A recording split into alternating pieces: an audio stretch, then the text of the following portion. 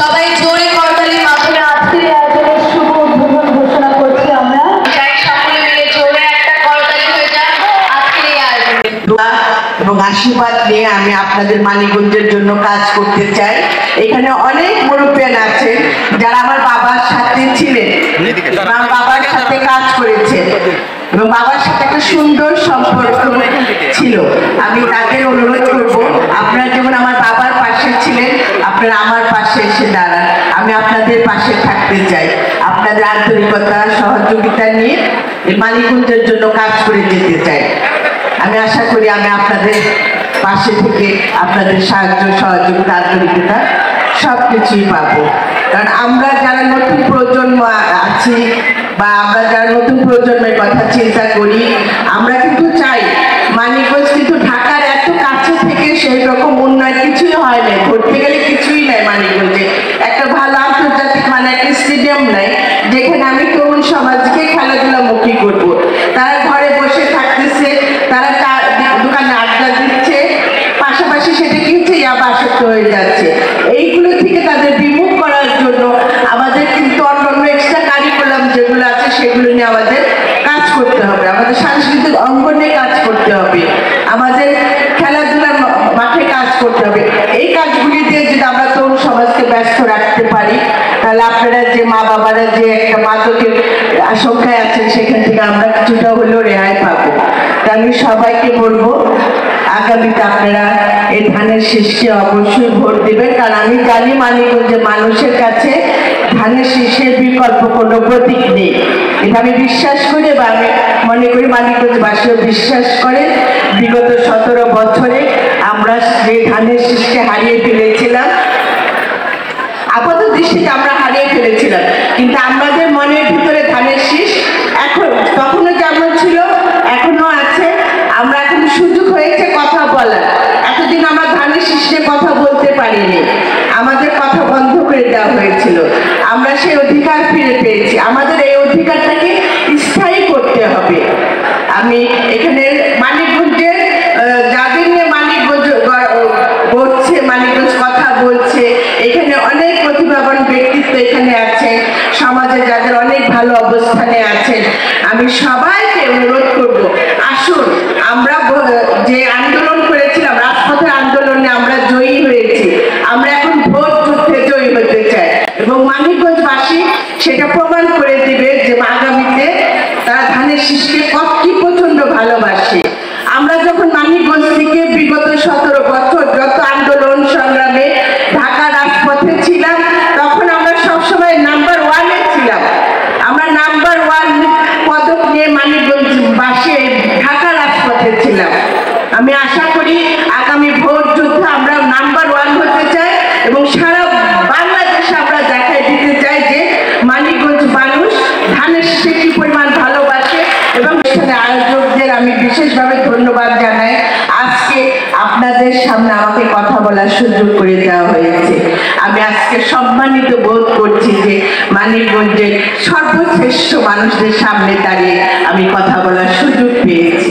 সবার দোয়া নিয়ে এবং সবার আন্তরিকতার সহযোগিতা নিয়ে এখন আমি আনুষ্ঠানিকভাবে বর্ষপত্রী শুভ উদ্বোধন ঘোষণা করলাম। ধন্যবাদ সকলকে। আমরা সময় মতন হয়তো বা আমাদের অনুষ্ঠান আরম্ভ করতে পারিনি। আমরা সবাই কমিটির পক্ষ থেকে আপনাদের কাছে ক্ষমা চেয়ে দিচ্ছি। আমরা এই স্কুলে পড়েছি, এই স্কুলের আমরা যাতে এই স্কুলের আমরা যখন এই স্কুলের ছাত্র ছিলাম, অসংখ্য ছাত্র ছিল এই স্কুলে পড়ালেখা করতো। আস্তে আস্তে আমাদের শিক্ষার এই স্কুলের শিক্ষামানটা নিজ দিকে চলে যাচ্ছে। তাই আমরা যার যার অবস্থান থেকে বা সমষ্টিগতভাবে যদি আমরা এই স্কুল দিকে একটু দৃষ্টি দিই, আগামী দিনে এই স্কুলকে কীভাবে সামনের দিকে অগ্রসর করা যায় সেই লক্ষ্যে যার যার অবস্থান থেকে আমরা যদি চেষ্টা করি, তাহলে আমার মনে হয় এটি সফলতার দ্বার প্রান্তে পৌঁছাতে পারবো। সবার জন্য শুভেচ্ছা এবং সালাম। আমি 1973 সালে এই স্কুল থেকে এসএসসি পাস করেছি এবং এই মডেল স্কুলের 1973 সনের যে ব্যাচটি এই ব্যাচটি একটি গোল্ডেন ব্যাচ বলে আমি মনে করি। আমি মটিসের ছাত্র হিসাবে আমি নিজেকে গর্ববোধ করি, কারণ আমার স্কুলের যেই সব আমার মুরব্বীরা ছোটরা যে অবস্থায় চলে গেছে, যে অবস্থায় আছে, তাতে আমি আমাকে গর্ববোধ মনে করি। আগামী দিনে এই মটি স্কুলের দায়িত্ব আমি চাই আমাদের মুরব্বী যারা আছে, বড় বড় যারা আছে, যারা ভালো রেজাল্ট করেছে, তাদের কাছে তুলে দেওয়া এই মটি স্কুলের দায়িত্ব। আমাদের আলতাফ স্যারের মতো সেই রকম একটা অবস্থানে এই মডেল স্কুল ফিরে আসুক। আগামী দিনের জন্য এই স্কুলের রেজাল্ট আমাদের হাই স্কুলের চেয়েও ভালো হয়, আমি সবার কাছে এই অনুরোধ করবো। বর্তমানে যারা আমাদের মুরব্বী আছেন, আমরা সহ যারা আছি, তারা এই স্কুলের জন্য কাজ করবো। আগামী দিনে আপনাদের পাশে পাবো, আপনাদের মডেল স্কুলের কোনো ব্যাপারে যদি আমরা ডাকি আপনাদের পাশে পাবো। এবং আজকের এই অনুষ্ঠান আজকে 17 বছর পূর্তিতে যদি কোনো আমাদের ভুল হয়ে থাকে আমরা আপনারা ক্ষমা চেয়ে নিচ্ছি। যদি কোনো ভুল হয় তার জন্য ক্ষমা চাচ্ছি, আর যদি কোনো সফলতা আসে সেই সফলতা সব আপনাদের দিয়ে আমি আমার বক্তব্য দিচ্ছি। খোদাফেজ, বাংলাদেশ জিন্দাবাদ।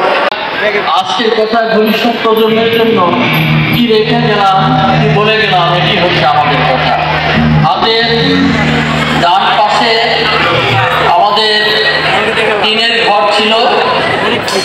যখন ঝড় আকাশে মেঘ থাকতো, আমাদের অভিভাবকগণ চিন্তিত হতেন। হাতের বাঁ পাশে টালির ঘর, এই টালির ঘরে বৃষ্টি নামলে টপটপে পানি পড়তো। এমনি একটা অবস্থায় আমাদের শিক্ষা জীবন ছিল। আমরা গর্বিত, অহংকার বোধ করি 1978 সালের ব্যাচ। অনেক দিন যাবৎ রেজিস্ট্রেশন চলছিল মানিকগঞ্জের ঐতিহ্যবাহী স্কুল মানিকগঞ্জ মডেল হাই স্কুলের 100 বছর পূর্তি উপলক্ষে আজকে অনুষ্ঠান চলছে। এখানে প্রধান অতিথি হিসাবে এসেছিলেন মানিকগঞ্জ জেলা বিএনপি সম্মানিত আহ্বায়ক দেশনেত্রী বেগম খালেদা জিয়ার উপদেষ্টা মণ্ডলীর অন্যতম সদস্য এবং মানিকগঞ্জ সদর এবং সাটুরিয়া মানিকগঞ্জ 3 আসনের ধানের শীষের কাণ্ডারি আফরোজা খান রীতা আপা, উনি এসেছিলেন প্রধান অতিথি হিসেবে। আমাদের এই অনুষ্ঠানে সকল প্রাক্তন এবং বর্তমান শিক্ষার্থীরা সহযোগিতা করেছে। সাথে আমাদের রীতা আপা আমাদের অনেক বড় একটা সহযোগিতা করেছে। উনি আসলে সকল জায়গায় উনি সহযোগিতা করে থাকেন। এখানে 1953 সালের ব্যাচ থেকে শুরু করে আজকের ব্যাচ পর্যন্ত সকল ব্যাচকে আমরা এখানে পেয়েছি।